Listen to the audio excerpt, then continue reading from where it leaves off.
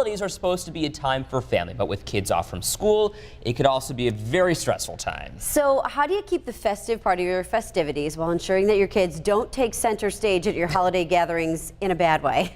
7 Eyewitness News reporter Liz Lewin at our digital dashboard with some tips this morning. I'm guilty of this. I definitely did this, but with holiday in full swing, which means most of your family is probably trying to keep things in order at home. It could potentially get a little stressful. Your kids are on vacay. Now let's add to the mix some traveling, visitors, dinners, parties. The list goes on. So there you have it, a recipe that can kind of be a little more stressful than enjoyable. So how do you manage the tantrums and the bad behavior over the holiday season? Well, Dr. Amy Talib shared some tips on how to minimize that stress during this time of year and maximize learning opportunities for your kids. So whether you're dealing with a picky eater like me, bad behavior at the dinner table, or the classic toy store meltdown, Dr. Talib says don't allow your kids to set the tone regardless of the occasion.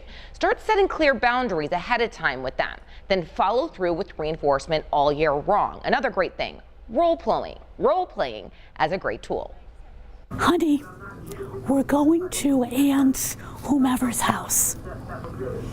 I'm not sure what she's going to serve.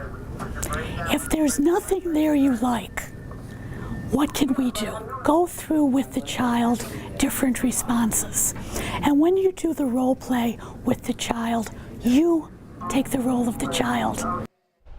Yeah, so there was an example of some role playing you can do. Dr. Talib says role reversal is part of the learning experience for kids. This actually helps them distinguish the difference between what's right and wrong in an interactive way. Now, in addition to that, some other things she says that you should remember when it comes to tantrums.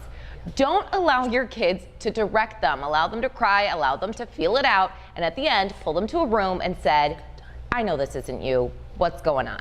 At the end of the day, you'll get to the bottom of the story. At the digital dashboard, Liz Lewin, 7 Eyewitness News. I know this isn't you. Should I do that to you when you're acting up? Are you okay? What's plaguing you? Nothing. Of course, I'm talking to my friend here. I'm fine. 6:15.